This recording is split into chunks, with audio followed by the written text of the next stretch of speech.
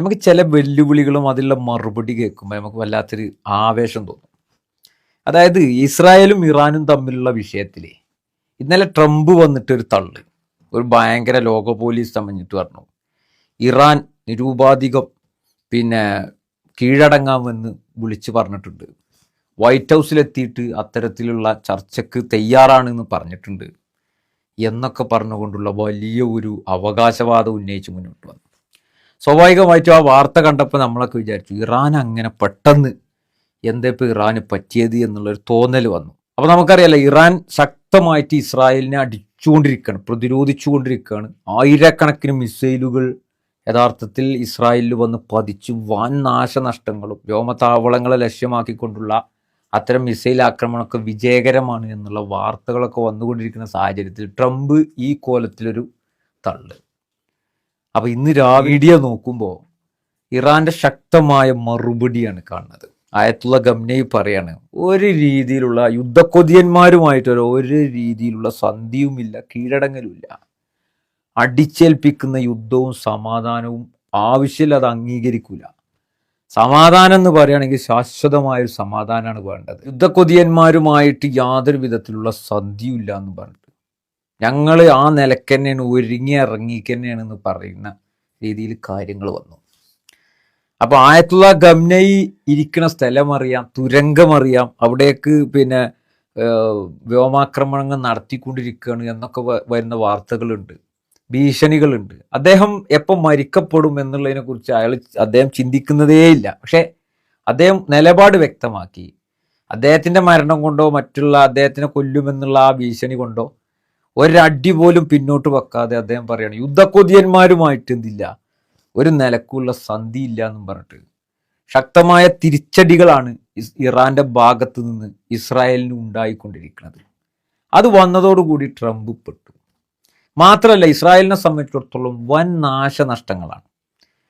അവരെ സംബന്ധിച്ചിടത്തോളം ഫലസ്തീനിൽ ഇപ്പോൾ ഹമാസുമായി ബന്ധപ്പെട്ട് ഹമാസിനെ പിടിക്കാൻ പോലും, ഇല്ലാതെയാക്കാൻ പോലും അവർക്ക് കഴിഞ്ഞിട്ടില്ല. ആ സാഹചര്യത്തിലാണ് ഇറാൻ ഇവിടെ അണവായുധം ഉണ്ടാക്കുന്നുണ്ട് എന്ന് പറഞ്ഞിട്ട് അവരെ ആക്രമിക്കാനും ഒക്കെ തുനിഞ്ഞത്. അതിനുള്ള തിരിച്ചടിയാണ് കിട്ടിക്കൊണ്ടിരിക്കുന്നത്. മാത്രമല്ല, ഫലസ്തീനിലെ പാവപ്പെട്ട സ്ത്രീകൾ, കുട്ടികൾ, സാധാരണക്കാരെ വരി നിന്ന്, അതായത് ഭക്ഷണത്തിന് വേണ്ടി വരി നിൽക്കുന്ന, ഹോസ്പിറ്റലിൽ കിടക്കുന്ന ആളുകളെ പോലും ഇല്ലാതെ ചെയ്ത ഇസ്രായേലിന് തിരിച്ചടി കിട്ടുമ്പോൾ ലോകരാജ്യങ്ങളിൽ ഉള്ള മനുഷ്യർ അത് ആഗ്രഹിച്ചു പോയ ഒന്നാണ് എന്നുള്ള കാഴ്ചപ്പാടാണുള്ളത്. മാത്രമല്ല, മറ്റൊരു വാർത്ത US പത്രങ്ങൾ റിപ്പോർട്ട് ചെയ്യുകയാണ്.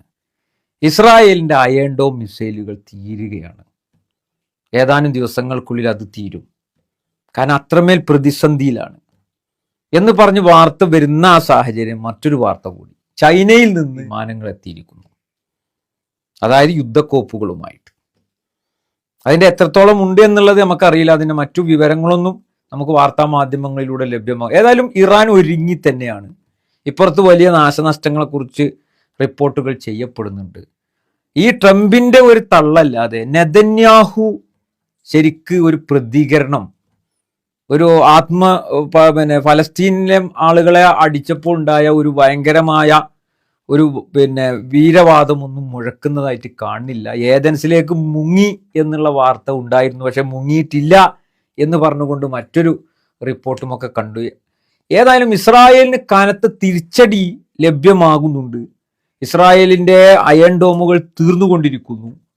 മാത്രമല്ല, ഇറാന്റെ ഭാഗത്ത് നിന്ന് ആയിരക്കണക്കിന് മിസൈലുകളാണ് ഓരോ സമയത്ത് ഇസ്രായേലിലേക്ക് വന്ന് പതിച്ചുകൊണ്ടിരിക്കുന്നത് എന്നുള്ള വാർത്തകളൊക്കെ കൃത്യമായിട്ട് US മാധ്യമങ്ങളടക്കം റിപ്പോർട്ട് ചെയ്യുന്ന ഒരു സാഹചര്യം ഇപ്പം നിലനിൽക്കുകയാണ്. ഏതായാലും ചില വെല്ലുവിളികളും ഈ ലോക പോലീസ് ഞാനാണ് എന്ന് പറഞ്ഞുകൊണ്ടുള്ള ഇടപെടലുകൾക്കൊക്കെ ഒരേ സമയം മറുപടി കൊടുത്തുകൊണ്ടാണ്, ട്രംപിനുള്ള മറുപടി വേറെ കൊടുത്ത് ഇസ്രായേലിനുള്ള തിരിച്ചടി വേറെ കൊടുത്തുകൊണ്ടാണ് ഇറാൻ മുന്നോട്ട് പോയിക്കൊണ്ടിരിക്കുന്നത്.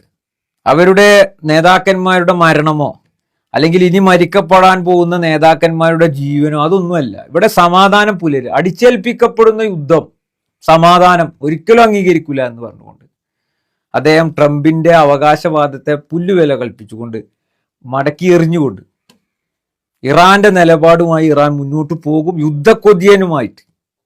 യാതൊരുവിധ സന്ധിയുമില്ല എന്ന് പറഞ്ഞുകൊണ്ടുള്ള ട്രംപിന്റെ അവകാശവാദത്തിന് തിരിച്ചടി വാക്കിലൂടെ നൽകിക്കൊണ്ട് രംഗത്ത് വരുന്ന കാഴ്ച, ഇറാന്റെ ഭാഗത്ത് നിന്നുള്ള ഓരോ തിരിച്ചടികളും ഇസ്രായേല് ചോദിച്ചു വാങ്ങുന്നതാണ് എന്നുള്ള രീതിയിലാണ് ജനങ്ങൾ മനസ്സിലാക്കുന്നത്.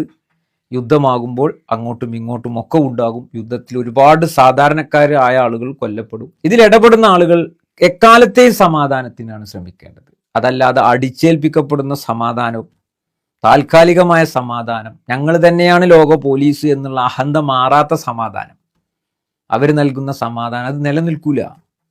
അവരുടെ അഹന്തക്ക് കീഴിൽ വീണ്ടും വീണ്ടും പിരിമുറുക്കങ്ങൾ ഉണ്ടാകും. അതാണ് ഇവിടെ ഇറാൻ പറഞ്ഞു വെക്കുന്നത്. ഏതായാലും യുദ്ധം നടക്കുകയാണ്, എന്തൊക്കെ സംഭവിക്കും അറിയില്ല, എന്തൊക്കെ പദ്ധതികളാണ്, ആരൊക്കെയാണ്, എങ്ങനെയൊക്കെയാണ് സംഭവിക്കുക എന്നറിയില്ല. ഏതായാലും ഇസ്രായേലിന് ശക്തമായ തിരിച്ചടികൾ ഇറാന്റെ ഭാഗത്ത് നിന്ന് നേരിടുന്നുണ്ട് എന്ന വാർത്ത വരുമ്പോൾ ചില വെല്ലുവിളികൾക്കും അവകാശവാദങ്ങൾക്കൊക്കെ ഉള്ള മറുപടി കേൾക്കുമ്പോൾ അതിന് ഭയങ്കര ഒരു പവറുണ്ട് എന്നുള്ളത് ഓർമ്മപ്പെടുത്തിക്കൊണ്ട് മനസ്സിലാക്കിക്കൊണ്ട് നിർത്തുന്നു. നന്ദി.